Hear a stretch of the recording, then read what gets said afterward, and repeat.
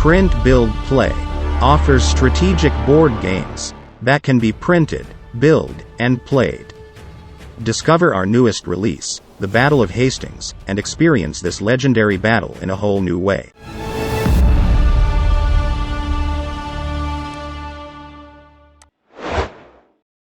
Hi guys, welcome back to a new video of Marshals Unleashed, and today we are going to discuss and explain in detail the map of Plancenoit.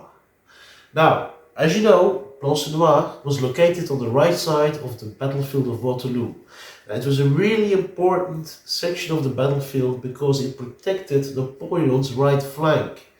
And as we all know, the Prussians were coming from the Beauceau woods towards Plancenoit and threatening Napoleon's right flank. So at one point during the Battle of Waterloo, around 3:30, 4 o'clock in the afternoon, Napoleon spotted on his right side the black uniforms of the Prussian army. It was not really clear if it was the Prussians or maybe Grouchy's forces, but soon it was clear it was the Prussians. So he had to defend Plancenoit with everything he had, because he was preparing his main attack on the battlefield of Waterloo in the center at La Haye-Sainte. So he had to push and hold the Prussians as long as possible at bay at Plancenoit, so he could force his way through Wellington Center at Waterloo. So this is what this battle is about. This is what I wanted to recreate at Marshals Unleashed for you guys to play and experience those crucial hours during the Battle of Plancenoit. Also very important to know that in this battle we saw for the last time the true valor of the Imperial Guard, especially the Old Guard. Some people discuss who is the best unit of the Napoleonic era and time. I have my opinion, you have your opinion.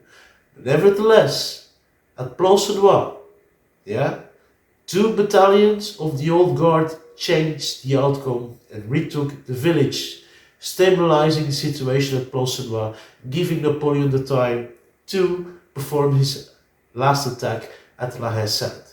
So this battle recreates those last hours of the legendary Grand Army of Napoleon and the legendary advance of Blucher's troops under the command of von Bulow towards Plancenoit. So this is what we are going to discuss in detail, and we're going to show you what this battle is about, so let's get to it. Alright, the basics of the map. Now obviously, as you know, on the right side we have the title of the battle. It's Plancenoit, the 18th of June 1815. The commanders, Napoleon against General von Bulow from the Prussian army. Obviously the map has the two slides at the bottom of each side where you can see the unit statistics that helps you during the battle. If you have problem of memory, you can always catch up here the unit stats and their abilities. And we have on the left side, you have the timeline. It's very important. In the timeline, there's really important events that are marked. So it starts with the Prussians entering the battlefield. Obviously, the French are allowed to deploy first their troops. Then you will see here on the timeline the build-up. So the Prussian army basically gets every 6 turns, it gets the reinforcements coming in from the Beauceau woods here from the northeast. So the Prussians can enter the battle. You see the black arrows here. So they have a really wide line of entrance coming towards Plancenoit. We also see then on the 7th turn the entrance of the French Young Guard, and at the 14th turn the entrance reinforcements of the French Old Guard. Alright, the start of the battle. Now, the French troops are allowed to deploy in the village of Plancenoit. So they can use the whole range of the village and its surroundings to put the units on the 70 key points if you wish, or concentrate and prepare your own battle plan and deploy accordingly. So obviously, historically the church of Plancenoit was the main key point, or where the most battle took place and probably was decided. Yeah, so it's important. This is a bastion. It has the walls to protect itself, so it's a very important defensive positions for the French. So the French are allowed to deploy first. They can use the heights of the artillery. They have 2 artillery at their disposition. So remember, firing units within the key points anywhere on the battlefield is only by using the artillery as howitzers. They also have 4 lancers, so they can cover a little bit their flanks. So basically the French are to be deployed on the 70 key points if you wish. If you don't wish, depending how you want to defend the village. Yeah. So then the Prussians can enter the battlefield from the northeast.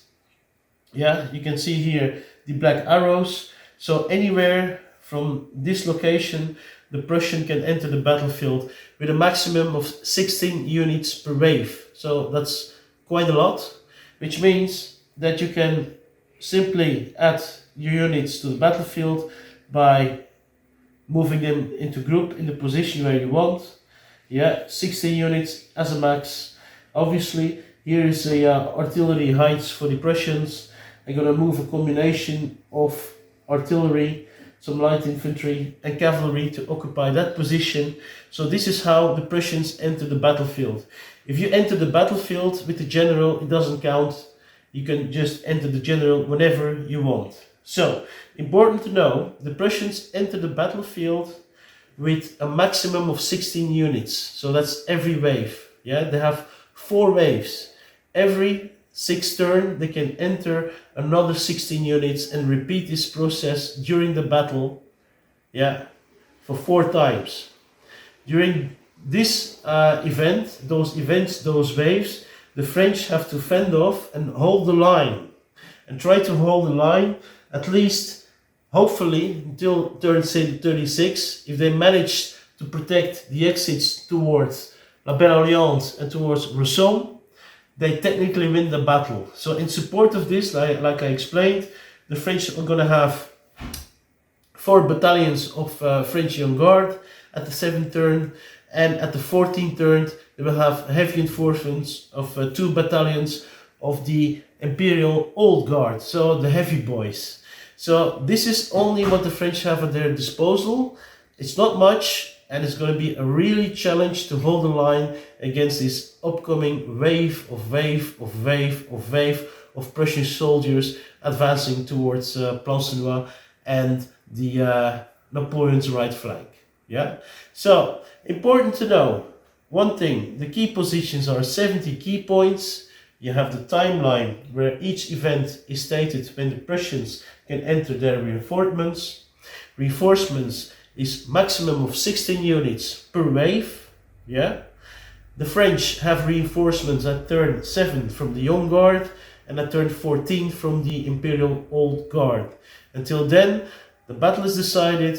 If you can hold, as the French, cover the advance towards La Belle Alliance and Napoleon's right flank, and as the Prussians basically take over the whole village by occupying every key point. So that's the battle, and I can assure you, ladies and gentlemen, shortly we're going to make a video that will show the gameplay.